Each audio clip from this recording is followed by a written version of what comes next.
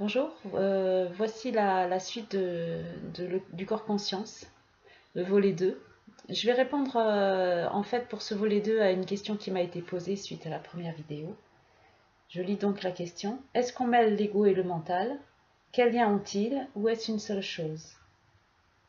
Alors la réponse la plus directe que je peux donner à cette question, qui est la question fondamentale, c'est que le mental est un peu comme un sens. Comme la vue, l'ouïe, c'est un objet conscient de la conscience qui permet de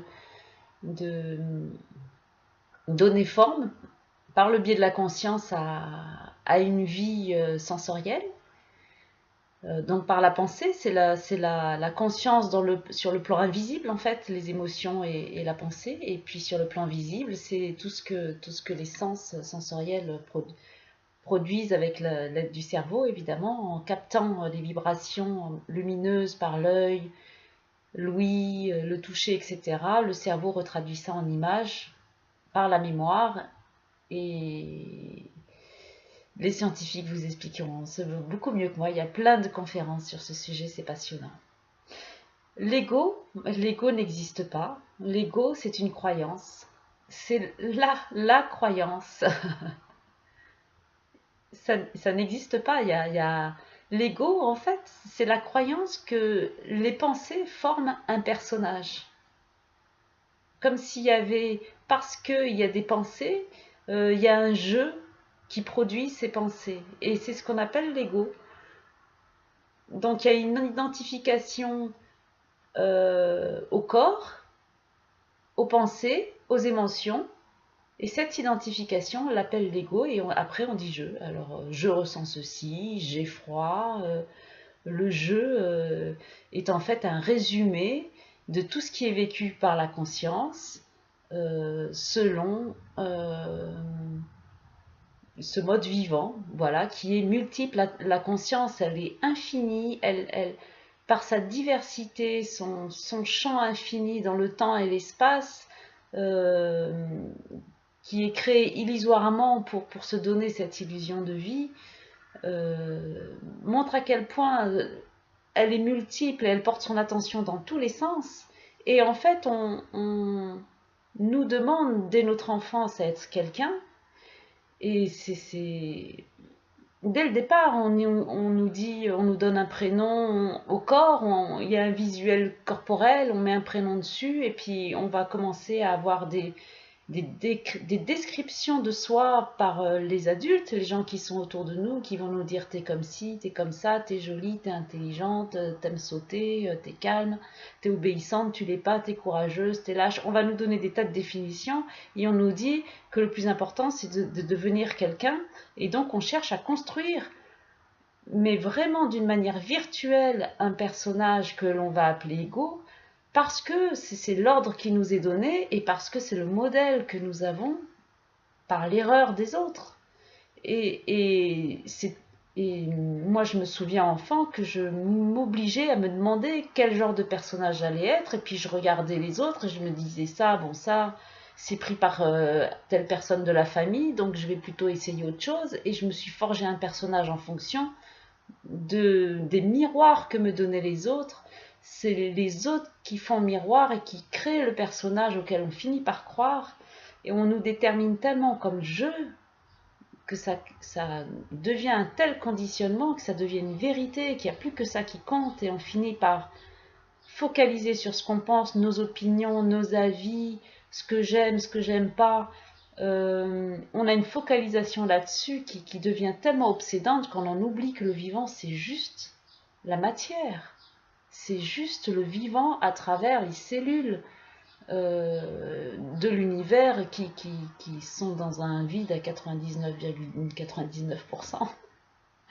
Et on focalise juste sur l'idée qu'il faut devenir quelqu'un. Et comme on nous a obligés à ça dès le départ, et qu'on veut faire comme tout le monde, parce qu'il faut trouver un espace dans ce monde, on invente le passé et le futur alors qu'on ait une conscience qui navigue partout. On invente l'espace alors que tout est vide, et c'est la conscience qui navigue dans tous les sens et qui fabrique par la vue, etc., cette illusion sensorielle, et on s'épuise tous les matins à recréer un personnage, et il faut absolument tous les matins le redevenir. C'est épuisant. Quelle liberté quand on a lâché ça, d'être juste une expression vivante de ce qui va se passer. Et alors, quand on n'a plus cette idée d'être un personnage, on est juste, je ne sais pas comment dire, on est juste surpris des pensées qui arrivent et de la manifestation verbale qui va sortir de cette bouche et de ce geste qu'il va faire, de cette entreprise l'expérience qu'il va entreprendre dans la journée qui était impossible hier. Si je m'étais dit je suis tel personnage, je ne ferais pas multiples choses différentes, inattendues, parce qu'il faudrait que je reste dans l'idée du personnage que j'ai construit, et pour rester dedans, je m'oblige à aimer ceci et pas aimer cela, à faire ceci, parce que si je fais d'autres choses, alors ça dévalide ce que j'ai créé depuis l'enfance, mais je peux plus, je suis complètement emprisonnée. Alors que quand ce personnage est dévalidé, qu'on voit bien que c'est juste une croyance, mais on est juste émerveillé et de surprise en surprise chaque jour de « Ah ouais, il est possible d'aimer ça, j'aime ça aussi, je peux faire ça ». Et je passe d'un truc à l'autre et je suis juste l'espace. C'est comme si la chose arrivait, me traversait, je le vis et ça s'en va. Et quand ça s'en va, je redeviens un espace vide et il y a autre chose qui arrive. Et je vis plein de choses qui soient dans le détail, subtil, léger ou très, très lourd ou quoi que ce soit. Il n'y a plus de définition de qui que ce soit et il n'y a plus je suis comme ci et je suis comme ça. L'ego est une croyance créée dès le départ dans la nécessité d'insérer le monde illusoire qui est construit avant, qui est construit par les autres. On arrive, on est un être sensoriel, le corps est sensoriel avec le mental. En fait, c'est le sixième sens, le mental, il fait partie de ces sens. Et avec tout ça, on nous dit qu'il faut faire quelqu'un. Alors, et que c'est dans ce monde-là qu'on arrive. On nous dit on est dans une famille et qu'on a un personnage à construire pour être quelqu'un dans cette famille, alors que le monde est construit par l'unique conscience universelle, il n'y en a qu'une, et on émerge, les sens émergent dans ce monde et constatent la multiplicité de la conscience et on peut naviguer dans tous les sens.